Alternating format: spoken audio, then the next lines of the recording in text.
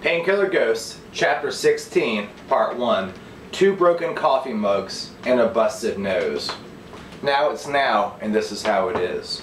Time has taken some time off from working at the grocery store. It is October. He has harvested his pot plant he had in the backyard.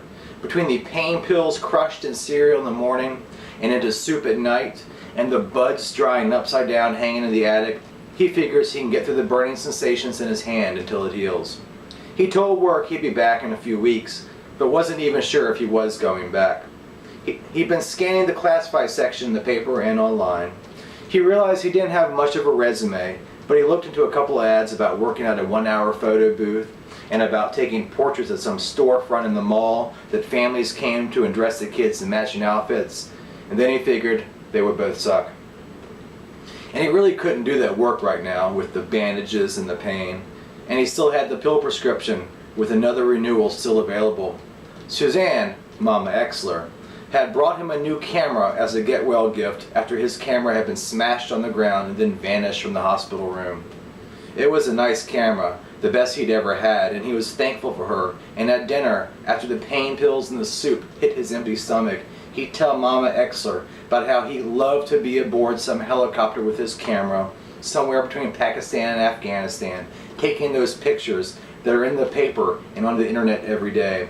But Suzanne would smile, steam rising from her herbal tea, and say, "Okay, but that's just suicide, isn't it?"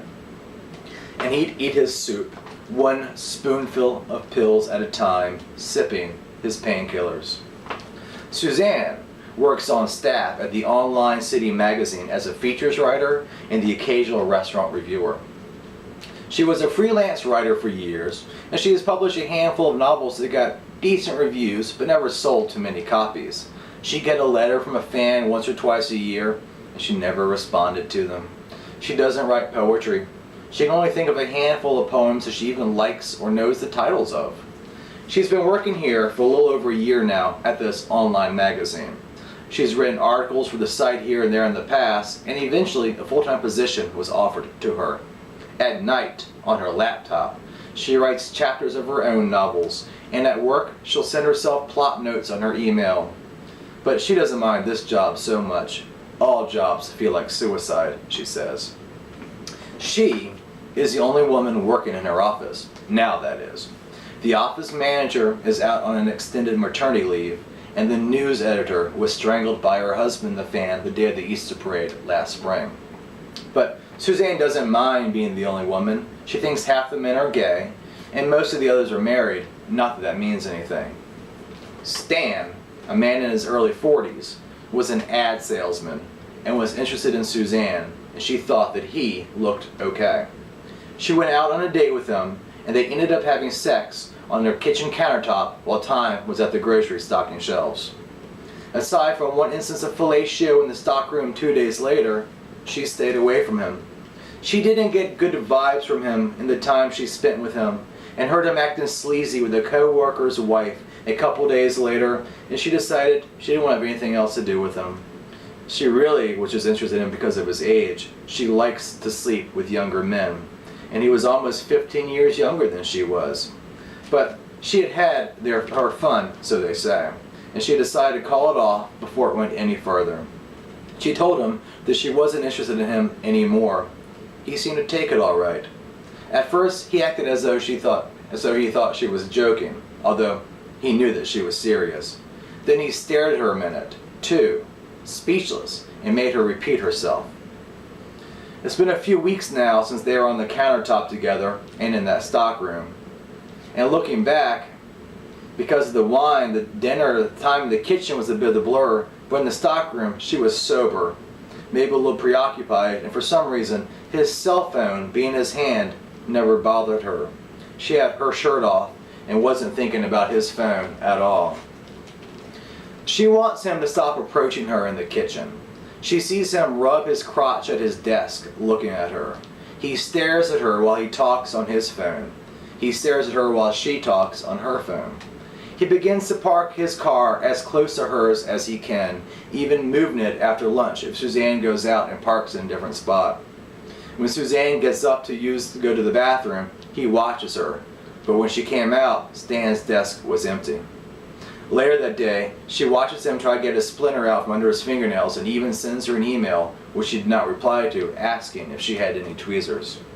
He began to forward nasty joke emails to her, smiling and laughing aloud after he sent them, and hear the beep for new email on Suzanne's computer.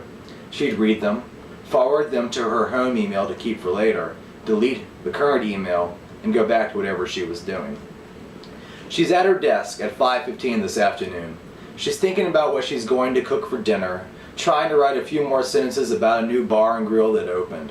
The service was slow, the CD player kept skipping, and the food was no more impressive than she could have done herself. Then a hand comes up from behind her and gently brushes the hair off of her nape. She feels 2 fingers slightly caressing the back of her neck, 2 fingers held together going side to side, moving her hair, making her tingle. She turns around, and there's Stan. Smiling, Stan's looking down at her, obviously trying to look down her shirt. "Suzanne, I think you should come by my place later, and come. I have some nice Chardonnay." "I really don't think so, Stan." "No." "How about tomorrow night then?" "Stan, no, it's over. If it ever really started in the first place, it's done now. I don't want to see you anymore, and you're not going to touch me anymore." He looks hurt. She can tell at first he has nothing to say, and then he snarls and says, "You know, Twinkle Tits, you got the wrong answer this time." He looks down, trying to look into her shirt again, and then spits on her desk and leaves.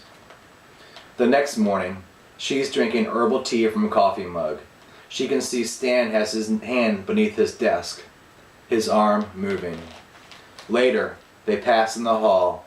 Suzanne keeps her feet straight and never looks at him, but he says as he approaches her, smiling the whole time, but he doesn't say anything at all. He just walks past her and chuckles softly, and then laughs when he gets further down the hall.